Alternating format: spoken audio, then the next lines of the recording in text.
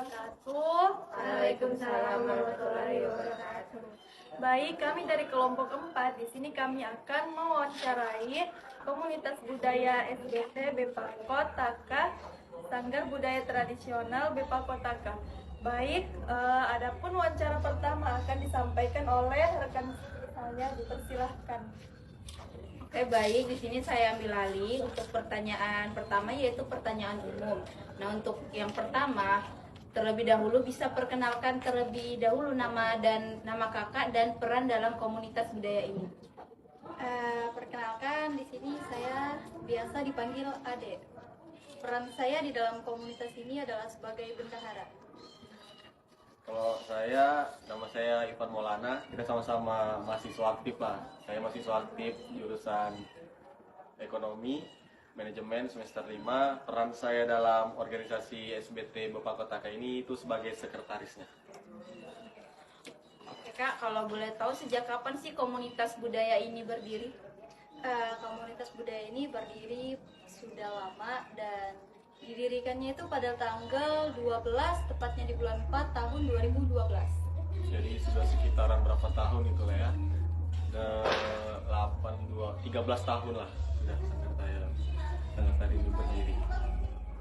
Nah Kak, untuk tujuan utama didirikannya komunitas budaya ini tuh apa sih Kak?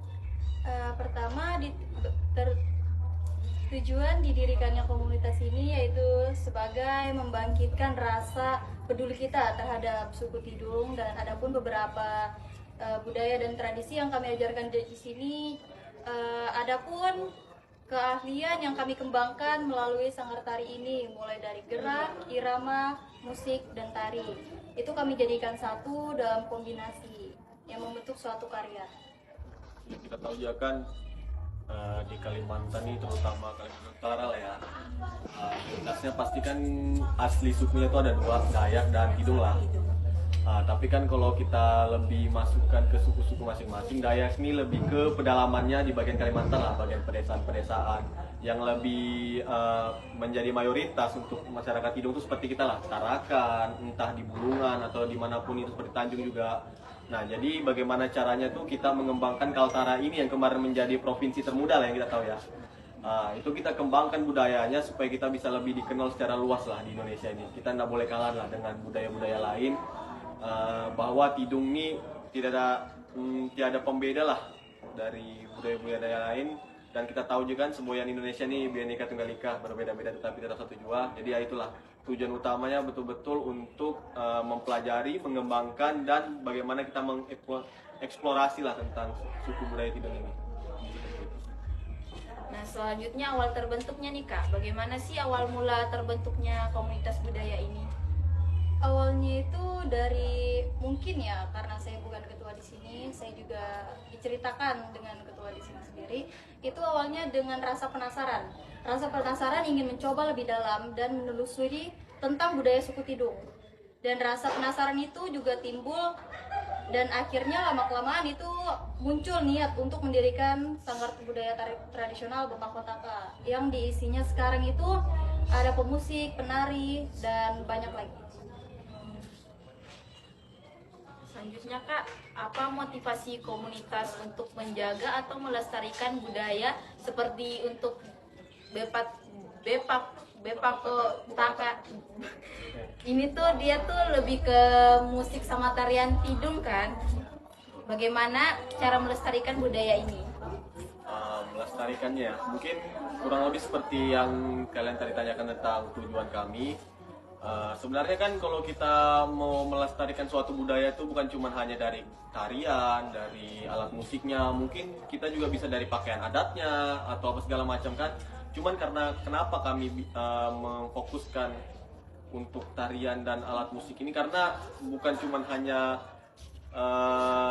sebuah budaya Tidung aja, cuman kami juga ada maksud sendiri seperti mengembangkan sebuah kreativitas atau sebuah kemampuan dari orang-orang lah, bahwa tidak semua orang tuh bisa menari, semua orang juga bisa bermain musik, dan mungkin kebanyakan orang juga tidak bisa, tapi dengan proses mereka pasti bisa melakukan hal tersebut tanpa rasa malu, minder apa segala macam. mungkin karena itu yang menjadikan kami sebagai motivasi bahwa sebuah organisasi itu bukan hanya untuk mengembangkan suatu objek atau suatu objek hanya saja, juga kami juga mengembangkan bagaimana seseorang itu bisa tumbuh lebih berkembang lah, tidak hanya di zona nyaman tapi bisa keluar dari zona nyamannya tersebut. Mungkin seperti itu, Kak. Kemudian Kak, apakah ada tokoh penting yang berperan dalam sejarah komunitas budaya ini? Kalau untuk di lingkup Sanggar Tari ini, peran penting itu dimainkan oleh ketua Sanggar Tari Budaya Tradisional Bepa Kotaka, kedua itu pelatih tari, ketiga itu koordinator musik, di mana mereka bergerak di bidangnya masing-masing. Seperti yang kita ketahui, koordinator musik itu bergerak di ranah musik, dan pelatih tari itu bergerak di ranah tarian, dan ketua itu bagian yang mengatur dan mengkondisikan agar situasi di dalam suatu sanggar tari itu tetap kondusif dan berjalan dengan lancar. Oke, untuk pertanyaan selanjutnya saya kembalikan ke moderator. Baik, sekarang di sini ada tentang identitas wilayah ataupun jumlah anggota, akan dilanjutkan oleh rekan kami. Silakan. Ya baik, di sini saya akan menanyakan tentang komunitas SBT Bapak Kotaka berlokasi di wilayah mana saja, Kak? Bisa disebutkan RT RW-nya di mana? Kalau untuk mungkin lebih ke sekretariat kami lah ya, tempat lokasi kami itu cuma hanya satu yang betul-betul resmi sudah terdaftar di dinas sosial. Itu ada di Jalan Sei Sebakung. Nah, mungkin kalau kalian orang Tarakan tahu Simpang Amal. Nah, Simpang Amal di situ, Jalan Sei Sebakung, RT 5, nomor 65, Mamurungan, Tarakan Timur.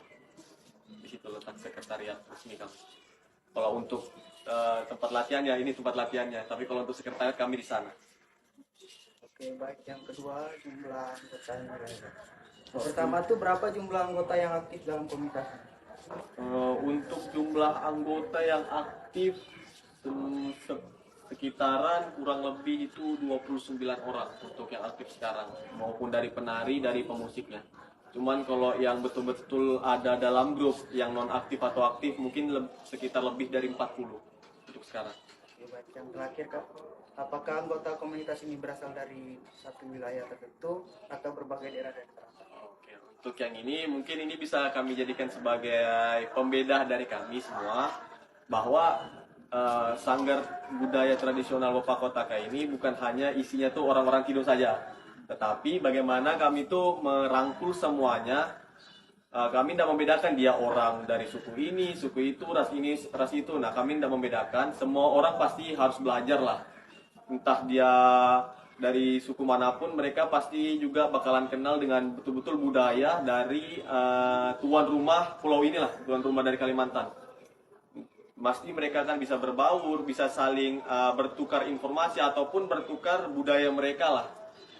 Semata-mata bukan hanya kami memfokuskan atau menspesialkan orang Tidung yang bisa masuk ke dalam sanggar tari kami, tetapi kami merangkul semuanya dari manapun atau siapapun kami bisa rangkul masuk ke dalam sanggar budaya kami.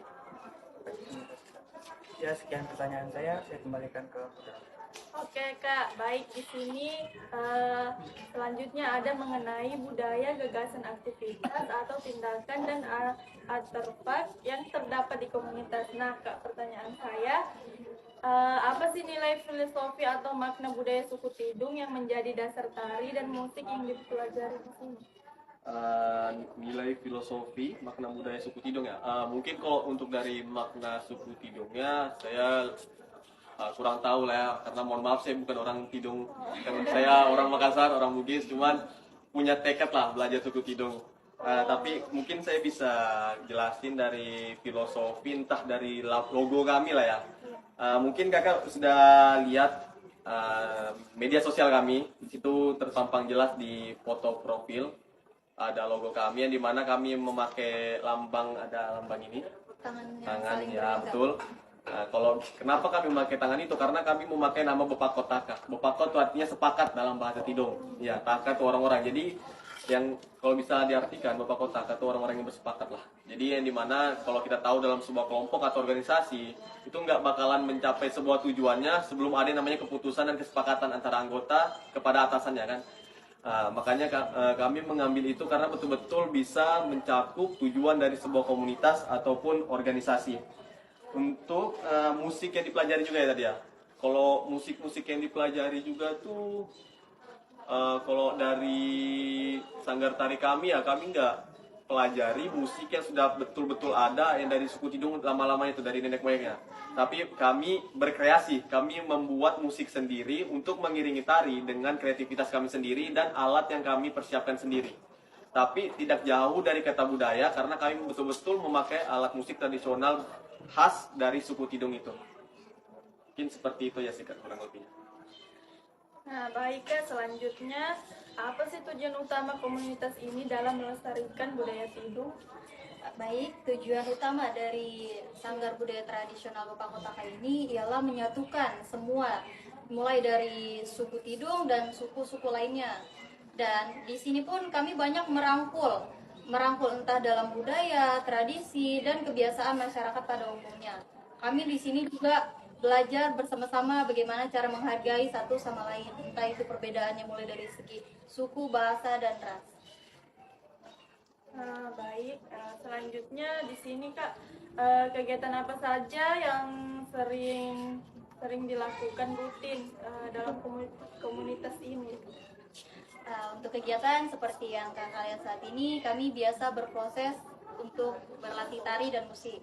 Itu kegiatan utama kami. Namun jika ada pun beberapa kegiatan luar seperti perkumpulan, kami juga sering mengadakan beberapa acara perkumpulan, yaitu juga bertujuan untuk menambah chemistry kami. Dan seperti yang kita ketahui, Bepa Kotaka itu identik dengan chemistry yang selalu menyatu, yang selalu melekat di antara kami semua. Mungkin juga seperti pementasan, mungkin karena bukan orang Tarakan juga kayak kan setiap saya jelasinnya ada beberapa event yang betul-betul kemarin dipentaskan di Tarakan. Mungkin karena kami sudah alhamdulillah dikenal di mana pun tentang budaya ini, sanggar tari kami biasanya diundang dalam suatu event tuh buat nampil karya seni. Tapi betul-betul eventnya tuh seperti menampilkan beberapa tarian khas dari suku budaya Tidung juga. Mungkin kakak juga pernah dengar tentang Irau Tarakan. Ya, itu tahun lalu kami pernah kami bagian ngisi pemain ketikungnya buat ngarak pada waktu judulnya. Nah, itu kami diundang sebagai pemainnya. Terus untuk juga kami, kalau mungkin kakak pernah dengar acara-acara dari khas suku Tidung seperti Jepin, acara-acara, itu kami juga bisa ngisi di situ. Biasanya orang-orang manggil kami untuk bermain alat musiknya, bermain untuk mengiringi Jepin acara itu. Biasanya kami dipanggil buat disewa karena kami juga punya grup khusus buat itu juga kak. Kalau mungkin untuk workshopnya sih ini masih rencana sih kak, rencana buat kedepannya kami bagaimana buat kami perkenalkan inilah sanggar tari kami ke depannya nanti. Nah, selanjutnya Kak, bagaimana sih proses latihan tarian dan musik Tidung dilakukan di komunitas ini? Apakah misalnya ada kayak jadwalnya atau apa, bagaimana? Untuk jadwal, kami memiliki latihan rutin yaitu 3 kali dalam seminggu. Tepatnya di hari Minggu malam Senin, Rabu malam Kamis, dan Jumat malam Sabtu. Itu latihan rutin yang sering kami lakukan. Dan kami isi seperti itu di tiap minggu. Setiap minggu tuh ada 3 kali. Iya, namun kalau misalnya kami ada event atau lomba, itu kami bisa mengisi waktu kami tuh setiap hari untuk melakukan latihan tersebut. Nah, untuk proses latihannya mungkin yang kita ketahui karena ini tarian semi olahraga juga hitungannya, mungkin di awal kami datang sekitar di jam 7 lah, 19.00 itu udah kami datang sini pada ngumpul. 19.30 kami melakukan pemanasan. Setelah kami melakukan pemanasan, kami melakukan ya gerakan-gerakan tari yang kami buat sampai di jam 10 malam. Itu udah 10 malam kami sudah selesai briefing juga. Mungkin seperti itu untuk alur dari latihan kami sampai 3 kali seminggu. Nah, baik Kak, selanjutnya tuh terkait dengan benda budaya. Nah, apa saja sih alat musik tradisional Tidung yang digunakan di sini? Untuk alat musik kita ada banyak. Contohnya seperti gambus, biola, ketipung, hadra, kerincis, gong, dan tambur. Ada juga jimbe dan genong. Semua alat itu kita gunakan di porsinya masing-masing. Jika tarian tersebut menggunakan alat musik khusus, kami bisa menggunakan alat musik khusus. Dan ada pun beberapa tarian yang hanya menggunakan 3 alat musik atau 4. Nah, selanjutnya, apakah komunitas ini menggunakan kostum atau perlengkapan khusus ketika menari? Dan dari misalnya pakaiannya itu bisa dijelaskan apakah mempunyai makna dari pakaian tersebut? Untuk pakaian yang kami kenakan di saat jam latihan itu baju kaos hitam dengan bawahan legging hitam atau celana hitam. Sebenarnya tidak ada unsur tujuan tersendiri, namun lebih ke membuat semua itu agar seragam, terlihat rapi dan nyaman seperti itu. Untuk properti yang kami gunakan saat menari itu ini Kak, opsional. Tergantung karya yang kami buat. Jikalau ada karya yang memang mengisi tarian tersebut dengan properti, kami akan menggunakan properti. Namun jika tarian itu menggambarkan makna tersendiri, kami tidak menggunakan properti seperti itu. Nah, baik Kak, selanjutnya di sini saya ingin mewawancarai Kakak mengenai budaya terbaru yang dibentuk oleh warga atau komunitas. Nah, apakah komunitas ini menciptakan inovasi baru dalam tarian atau musik kidung tanpa menghilangkan unsur tradisional? Untuk itu kami biasa membuat tarian yang berlandaskan budaya namun kami kreasikan. Tarian yang kami kreasikan itu tidak akan pernah lepas dengan unsur budaya yang kami buat. Kami melibatkan budaya dan kreasi itu menjadi satu. Itu yang membuat tarian itu tidak monoton atau biasa-biasa saja. Baik Kak, yang terakhir, bagaimana sih komunitas menyesuaikan budaya Tidung dengan perkembangan zaman agar tetap diminati generasi muda?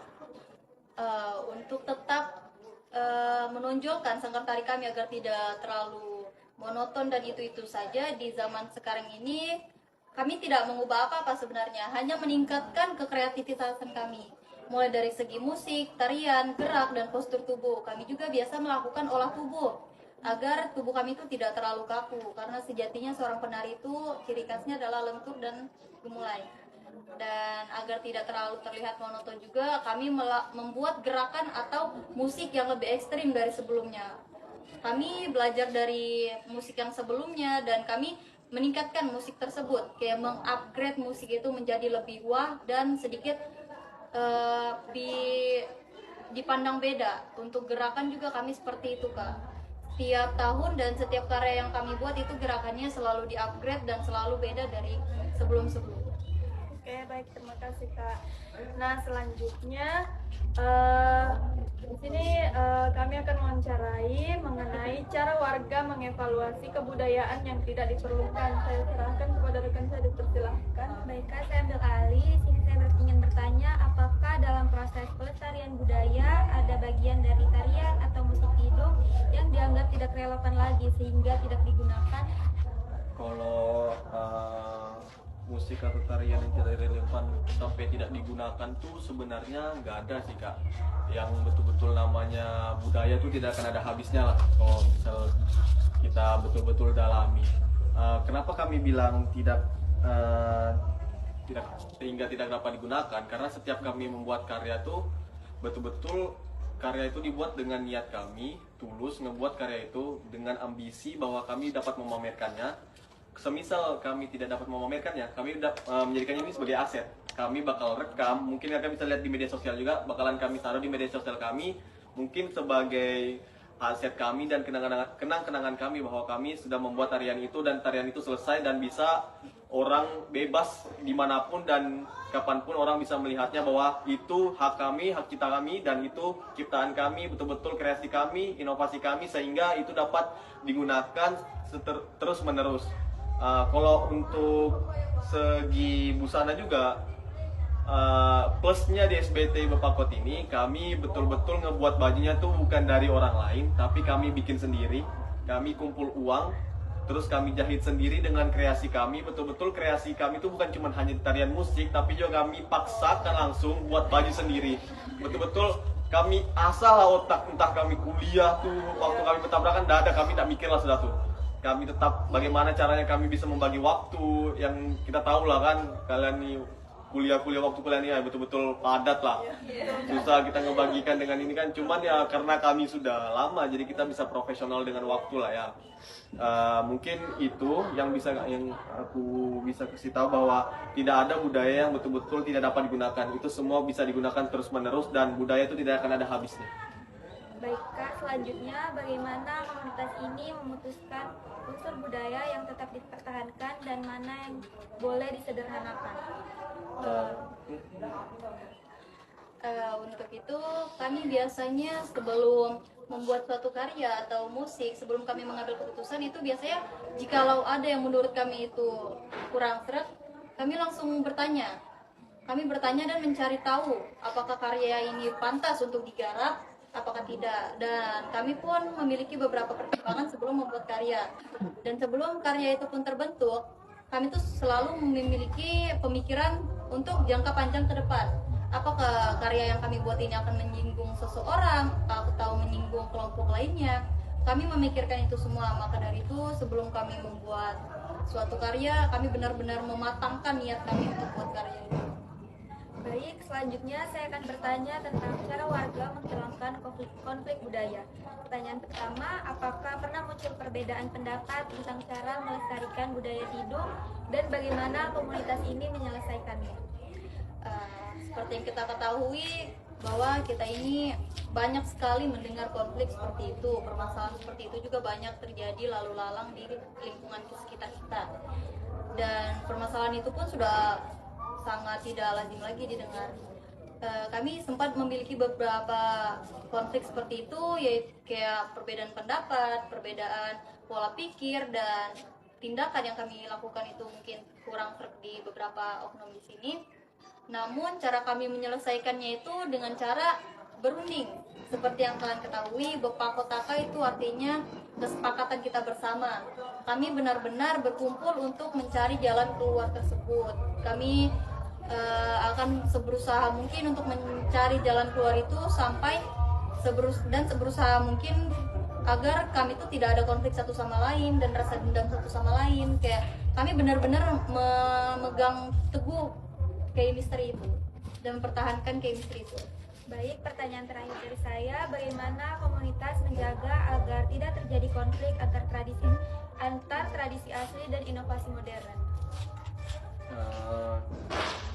Agar tidak terjadi konflik antara tradisi asli dengan inovasi modern ya.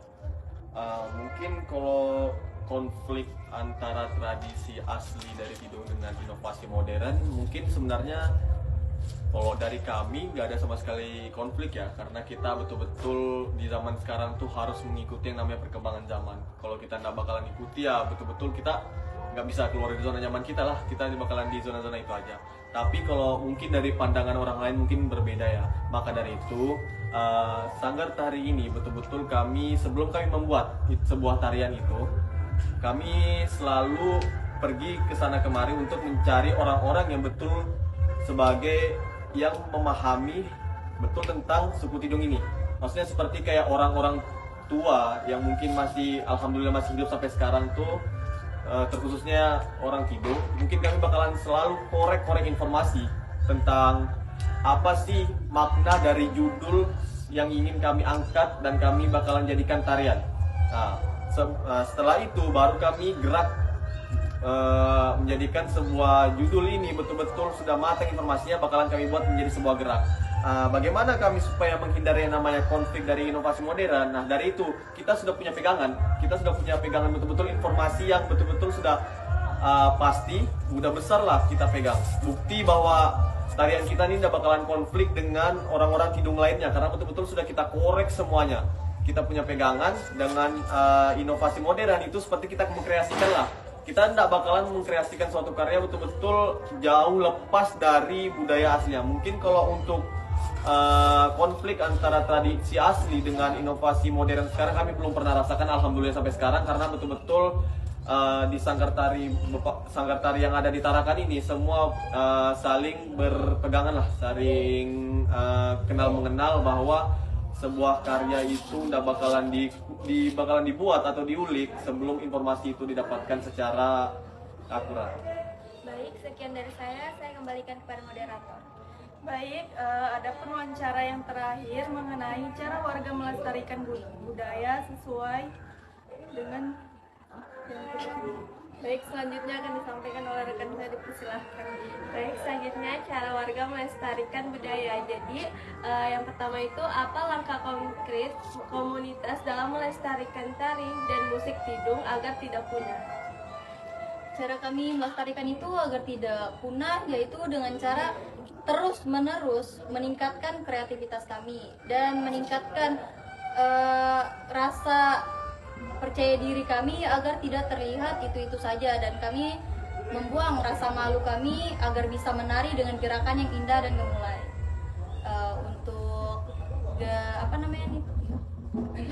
Untuk tarian yang kami buat pun tidak di situ-situ saja, dan kami seberusaha mungkin bersama-sama melakukan dan mencari inspirasi agar tarian kami terlihat wah dan tidak dipandang monoton seperti itu. Selanjutnya, bagaimana peran anak muda atau pelajar dalam pelestarian budaya tidung di komunitas ini? Peran anak muda ya, mungkin kalau kalian bisa lihat lah kan, semua dari pelaku-pelaku yang ada di Sanggar Budaya Tradisional nih betul-betul anak-anak muda semua lah, gensi-gensi semua lah, mungkin dari tingkat SMP, SMA maupun kuliah tuh semua kami rangkul lah. Yang bagaimana mereka tuh betul-betul masuk, awalnya cuma kepo, cuman ada juga beberapa yang masuk dan harus tuh keluar ya, people come and go lah, kita nggak bisa mungkin lah kan gensi sekarang. Nah juga tapi ada juga beberapa orang-orang atau pemuda nih yang betul-betul dia mendalami rasa keponya tuh, apalagi perempuan lah terkhusus yang betul-betul bisa menjadi konteksnya dalam menari. Terus setelah mereka masuk, mereka mendalami kekepoannya mereka ini, mereka seperti kayak nyaman ngikutin itu karena betul-betul bukan hanya belajar budaya, tapi hitungannya dalam suatu komunitas yang tergabung untuk satu tarakan ini kita bisa menambah relasi juga. Yang dimana kita tahu Gen Z ini kan makin banyak teman, makin dikenal, makin famous lah mereka, dikenal nih kan di tempat mereka. Jadi untuk peran anak muda untuk pelestariannya ini, mereka betul-betul memahami entah dari mereka punya basic dari tarian budaya, entah mereka punya basic dari musik budaya, itu bisa mereka kuasai. Setelah itu mungkin mereka bisa sharing-sharing lah ke teman-teman mereka, entah mereka dari sharingnya segi ajak mereka masuk ke sini, entah sharing mereka pamerkan keahlian mereka, itu tidak jadi masalah karena betul-betul mereka bisa. Mungkin peran pemuda untuk melestarikan budaya tidung mungkin seperti itu untuk bagi pemuda Gen Z sekarang. Dan juga kami di sini menyediakan wadah untuk anak muda yang ingin berkreasi dan menggali hobinya. Seperti kami juga memiliki satu penata rias dan busana. Dia sebagai pelaku merias wajah dan menentukan busana kami. Dan dia juga yang menjahit kostum kami. Selanjutnya, apakah komunitas ini bekerja sama dengan sekolah, pemerintah, atau sanggar lain untuk menjaga kelestarian budaya? Pertama dengan sekolah ya, ini sekolahnya SMP 12, tapi dengan catatan sebelum kami bekerja sama ya pasti kita tahu lah mengirimkan surat betul-betul resmi lah, karena ini bukan milik pribadi tapi milik pemerintah lah, namanya juga sekolah menengah pertama negeri kan, ini milik pemerintah. Kami kirimkan surat untuk meminjamkan tempat latihan dan alhamdulillah kami tembus suratnya itu masuk ke sini untuk menjadikan wadah kami untuk melatihan, dan alhamdulillah ini sudah lama, mungkin sudah sekitaran setengah tahun kami latihan di sini. Terus kalau untuk pemerintah, dari segi pemerintah mungkin alhamdulillah kami pernah buat proposal itu, semacam proposal kami buat, terus kami kirimkan ke lembaga-lembaga eksekutif maupun legislatif seperti entah DPR, DPRD, apa segala macam itu. Kami masukkan proposal ke mereka. Awalnya kami nggak mau berharap ya, karena kita tahu bagaimana sekarang kondisinya sekarang kan. Tetapi alhamdulillah kemarin sempat tembus, alhamdulillah kami dapat bantuan dari lembaga-lembaga pemerintah itu, dan kami gunakan sebaik-baiknya mungkin. Entah kami belikan untuk alat musik ataupun busananya kami. Terus untuk sanggar lain lebih ke kerjasama, berbagi ilmu, berbagi berbagi pengalaman lah antara entah dari ketua kami atau pelatih kami dengan pelatih yang lainnya atau ketua lainnya. Itu kami pernah melakukan sebuah perkumpulan. Jadi kami berkumpul dalam suatu tempat, kami betul-betul bertukar ide. kami bertukar ide, kami pamer, kami lemburkan semua ide kami pamerkan semua apa yang kami punya, tapi betul-betul itu bermanfaat. Mereka tahu apa yang kami punya, kami tahu apa yang mereka punya, ide mereka kami pakai, mereka pakai ide kami, dan itu sama-sama menguntungkan lah hitungannya kan. Mungkin tanpa menghilangkan hak cipta atau menciplak betul-betul plak-ketiplak gitulah kalau kita lihat. Mungkin itu aja sih Kak untuk kerjasama dengan entah dari sekolah, entah dari pemerintah atau lembaga-lembaga sanggar tari lain. Adapun bagian penutupnya yang pertama itu ada apa harapan komunitas terhadap masa depan budaya suku Tidung di Tarakan. Harapan kami tentunya sangat besar sekali agar anak muda itu berani mengeksplor dan berani mengeluarkan kreativitasannya. Di sini pun kami tidak melarang siapapun untuk bergabung, dan harapan kami juga semoga semua budaya dan kreativitasan kami itu tidak akan pernah punah, dan budaya Tidung dan kebiasaan Tidung mulai dari adat istiadatnya semoga bisa dikenal oleh kalangan-kalangan luas lainnya, dan semoga kami juga selalu bisa berkembang dan memberikan inspirasi kepada anak-anak muda lainnya bahwa menari itu bukanlah sebuah kemaluan yang kayak ngebuat kita tuh kayak aku malu harus bergerak kayak gini, enggak, tapi kalau bisa dipandang secara positif, gerakan itu sangat indah dan setiap gerakan pun memiliki arti dan maknanya tersendiri. Selanjutnya, apa pesan untuk generasi muda agar mereka ikut mencintai dan menjaga budaya daerah? Pesan kami untuk para anak muda, jangan pernah berhenti untuk mengembangkan apapun kemampuan kalian dan apapun kebiasaan kalian. Jangan pernah malu untuk menyalurkan itu, dan jangan pernah berhenti untuk mencari tahu tentang apa keahlian kalian. Dan juga mungkin dari saya untuk pesan anak muda, saya juga masih muda, mungkin untuk teman-teman sekalian lah, untuk orang-orang yang merasa muda masih hidup sampai sekarang, pesannya itu kayak ngambil secara yang ada di lingkungan. Saya orang Bugis, orang Makassar, tapi betul-betul bisa mengikuti betul-betul yang suku yang menjadi tuan rumah dalam daerah kita, tuan rumah kita. Kalau bisa dibilang apa ya, saya ini kayak perantau dari Sulawesi ke Tarakan. Awalnya kayak di Tarakan nih banyak konflik kan, sempat konflik juga di Tarakan kemarin. Cuman ya lama-kelamaan damai. Terus bosan lah saya itu kayak kuliah nih ngapain, organisasi ini ngapain. Jadi di waktu malam tuh kan ya betul-betul gabut. Semenjak saya dengar yang namanya Sanggar Tari Bapak Kotaka ini, yang awalnya saya kayak nari ini buat perempuan aja, ngapain sih menari, musik nih, main alat musiknya sama alat musik ini, nggak ada sih yang bikin kita keren kayak gitar, kayak gendang, itu kan bikin orang keren lah, bikin orang kayak, gengsinya naik lah. Tapi kayak saya kepo, betul-betul kepo, masuklah saya. Awalnya saya pemusik di sini, saya coba main gendangnya, saya coba, alhamdulillah kayak nyaman karena betul-betul di sini banyak teman dan relasi juga kan, jadi ngomong-ngomong terus, bukan hanya kami latihan, kami juga betul-betul sharing-sharing cerita lah. Kalau orang bilang gabut, gibah apa segala macam kayak gitulah, sudah kan, bersirkel-sirkel. Nah lama-kelamaan saya nyaman ngikutin alur, terus saya nyoba keluar dari zona nyaman saya keluar dari betul-betul apa yang saya tidak mau dari awal, kayak nari itu buat orang bencong aja, nari itu buat perempuan. Saya jadi penari, alhamdulillah sampai sekarang jadi penari. Saya nyoba kayak nari awalnya kaku kayak robot, kayak orang paskibra tuh, tengah maju ya kan. Nyoba tapi proses terus, tekunin terus, luka sana luka sini, tapi alhamdulillah juga nyaman karena betul-betul sebuah tekad, sebuah usaha itu bakal memberikan sebuah buah atau membuahkan hasil yang betul-betul tidak akan mengkhianati sebuah usaha. Jadi mungkin pesannya bagi semua, sebuah usaha itu tidak akan mengkhianati yang namanya hasil. Terima kasih. Oke, baik. Terima kasih atas kesempatan dan waktu mereka untuk hari ini. Demikianlah hasil wawancara kami bersama komunitas budaya Sanggar Budaya Tradisional Bapak Kotaka. Semoga kegiatan mereka dapat terus memberi inspirasi dan manfaat bagi masyarakat dalam meningkatkan kualitas pendidikan dan budaya di Indonesia. Mungkin itu saja hasil wawancara kami pada hari ini. Wabillahi taufiq wal hidayah. Assalamualaikum warahmatullahi wabarakatuh.